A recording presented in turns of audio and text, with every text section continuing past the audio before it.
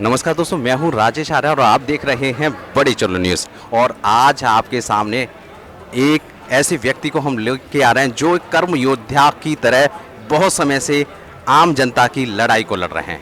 इनका नाम है एडवोकेट साहिल गोयल।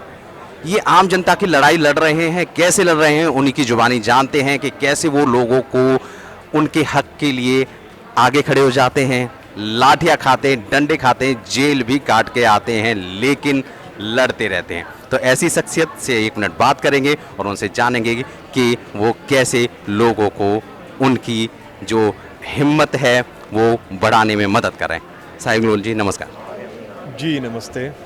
सर, आप समाज के लिए, देश के लिए, आम जनता के लिए बहुत तरह से फाइट कर रहे हैं।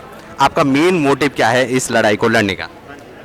देखिए, लड़ाई को लड़ने का मेन मोटिव ये है, अभी जो एक प्रकार की तानाशाही लाने की तैयारी हो रही है उसको रोकना होगा।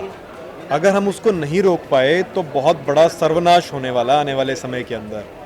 और जैसे आपने देखा, पिछले 2 साल से एक कथा कथित बीमारी के नाम पे एक ड्रामा चल रहा है पूरे देश के अंदर, और पूरे देश में ही नहीं, जितने विश्व को हम जानते हैं उस पूरे विश्व के सभी कंट्रीज़ के अंदर इसी प्रकार से कुछ ताकतवर लोग हैं, कुछ ऐसी सत्ताएं हैं जो नज़र नहीं आती, आपकी सरकारों से ऊपर की सत्ताएं जो हैं वो इस प्रकार के कानूनों के लिए आपको पुश कर रही हैं या इस प्रकार की बीमारियों को लेके आती हैं, जिसके माध्यम से वो आपके सारे अधिकार छीन लेंगी और आने वाले समय में आपको पूरा का पूरा गुलाम बना देंगी।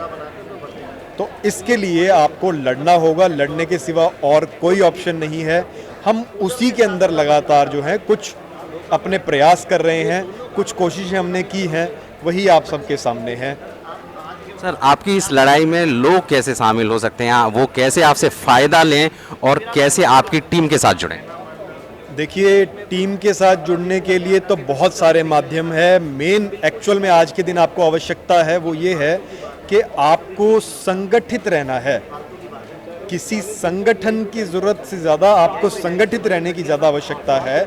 इसी को सोचते हुए हमने जनता सरकार मोर्चा का गठन किया था, और जैसा कि आप इसके शब्दों से समझ सकते हैं, नाम से, वो है जनता सरकार, यानी जनता ही सरकार है और उसका एक मोर्चा है। तो जब हम लोगों ने जुड़ के इसमें 21 संगठनों ने शुरुआत में जुड़ के जो है इसको मोर्चा का गठन किया था, और इसका मोटिव ये था कि किसी भी प्रकार से आपकी जो सरकारों के माध्यम से या किसी कॉरपोरेशंस के माध्यम से कोई भी गुंडागर्दी लाने की कोशिश की जा रही है या कोई ऐसी बदमाशी हो रही है जिसके अंदर की आपको किसी भी बीमारी के नाम पे आपके जो कानून छीने जा रहे हैं, आपसे अधिकार छीने जा रहे हैं, उसको रोका जाए हर कीमत पे।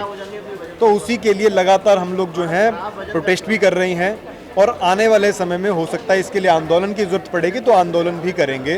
किसान जितने भी हमारे संगठन हैं उन सब से हमारी लगभग बात हो चुकी है, वो भी हमारे साथ हैं, और जो मजदूर यूनियंस हैं वो भी हमारे साथ हैं। इस समय आप देखिए पूरे देश के अंदर हर तबका परेशान है। पिछले 2 साल के अंदर हर लेवल पे हर तबके का जो है नुकसान हुआ है। हर तबके को जो है इस समय पे आप देख सकते हैं उनकी रोजी रोटी पे सीधा वार हुआ है, उनके जो काम धंधे थे वो खराब हुए हैं, और आपको लगातार देख रहे हैं आपको सांस लेने के लिए भी रोक रहे हैं। सरकारें आपसे ये कह रही हैं कि अगर आप खुल के सांस लेना चाहते हैं, मुंह पे वो मुखौटा नहीं लगाना चाहते, तो वो आपसे पैसा चार्ज करेंगे इस चीज़ के लिए। इस प्रकार की चीज़ हो रही है, और उसी के अंदर देखिए जो 1 साल से ऊपर आपका किसान आंदोलन चला है, वहाँ पे कोई बीमारी नहीं थी, कोई एक सिंगल किसान भी जो है किसी कथाकथित बीमारी से नहीं मरा जो कही जा रही है, जिसके लिए आज वो बूटियाँ लगाई जा रही हैं।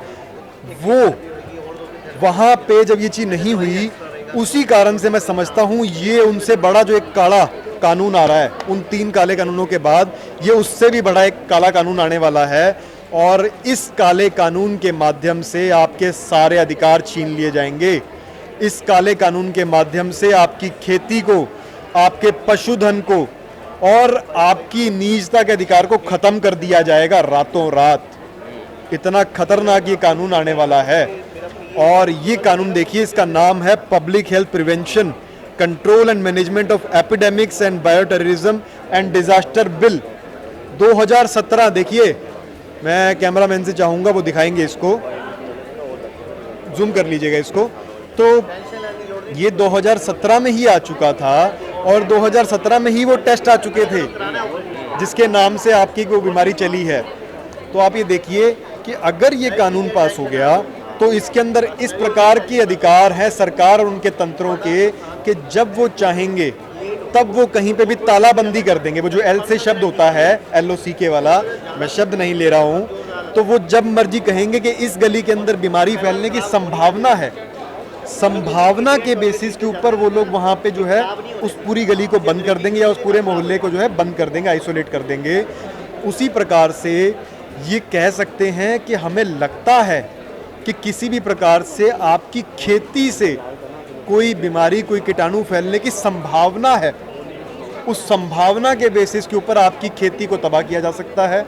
आपके अनाज का जो स्टोर आपने कर रखा है, अनाज टंकियों में भर रखा है, उसको जब्त किया जा सकता है, उसको आग लगाई जा सकती है। ऐसे ऐसे प्रावधान हैं इसके अंदर। सर, एडवोकेट आप हैं और इस चीज़ को आप बेहतर समझ पाते हैं। आम आदमी तक ये बातें तब पहुंचती है जब उन पे या तो लागू हो गया होता है या वो उसकी जद में आ चुके होते हैं। लेकिन ऐसे में आपको पता है कानून आने वाला है, उस एवज में आप और आपकी टीम कैसे इस फाइट को करने के लिए तैयार हो रहे हैं?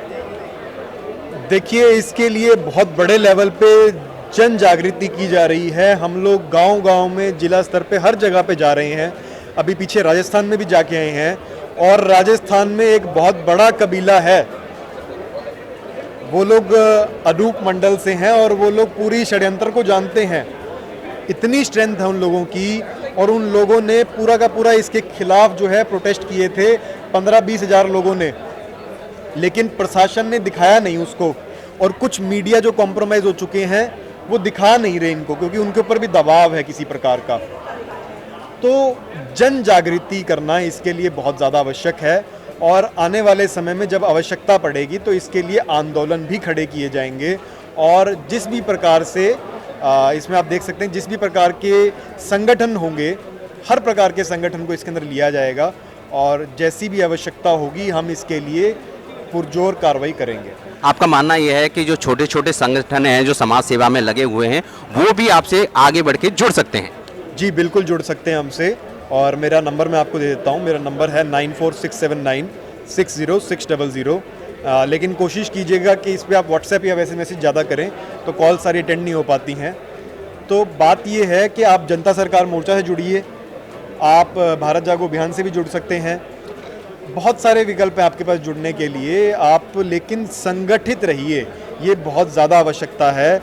नहीं तो ये जो कानून आ रहा है, इस कानून के अंदर प्रावधान है कि अगर उनको लगता है कि किसी भी प्रकार की बीमारी हो सकती है तो वो आपके शरीर के ऊपर किसी प्रकार का छिड़काव कर सकते हैं, आपकी फसलों पे किसी प्रकार का छिड़काव कर सकते हैं, आपको किसी भी प्रकार की सुई लगा सकते हैं, कोई गोली खाने के लिए मजबूर कर सकते हैं आपको।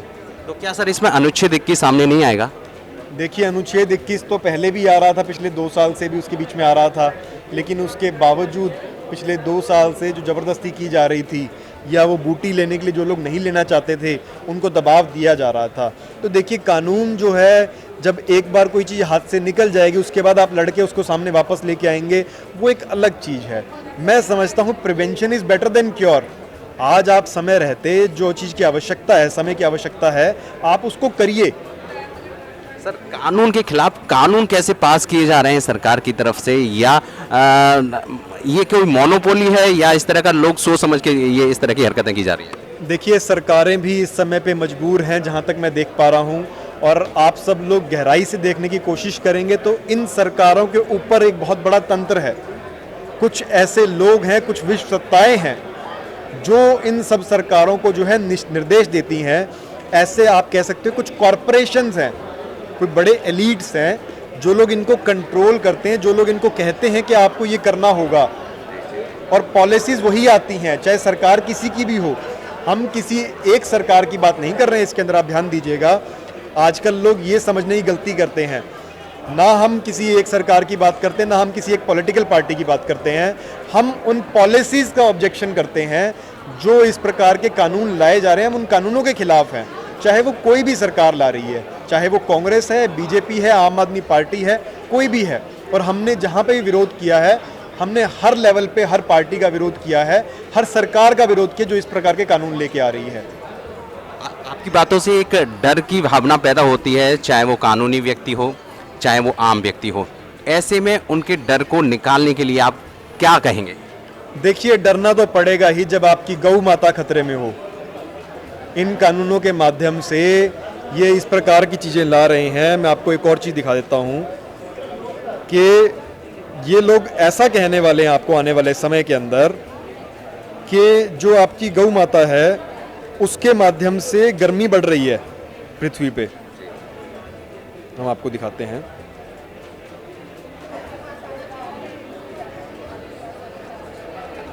ये देखिए, ये यहाँ पे भी ये एजेंडा चलेगा।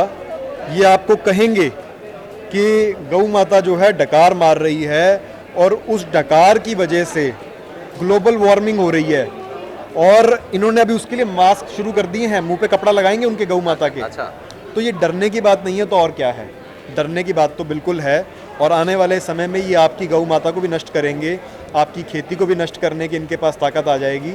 बात ये है कि आपको अपने अधिकारों को जानना होगा और उनके लिए खड़े होना पड़ेगा, घर से बाहर निकलना पड़ेगा और हर प्रकार से जो है इस प्रकार की मुहिम को जो है सपोर्ट करना होगा। नहीं करोगे तो ये लोग पूरी गुलामी लेके आएंगे। थैंक यू साहिल साहब, आप एडवोकेट हैं, कानूनी दावपेच को समझ पाते हैं, लोगों को जागरूक कर रहे हैं, ये देश के लिए एक अच्छी बात है। मैं लोगों से चाहूँगा कि आपके संगठन जो बनाया है उससे लोग जुड़ें और आपने जो नंबर दिया है उससे अपनी समस्याएं, अपने सुझाव उनको भेजें। थैंक यू जी, नमस्ते।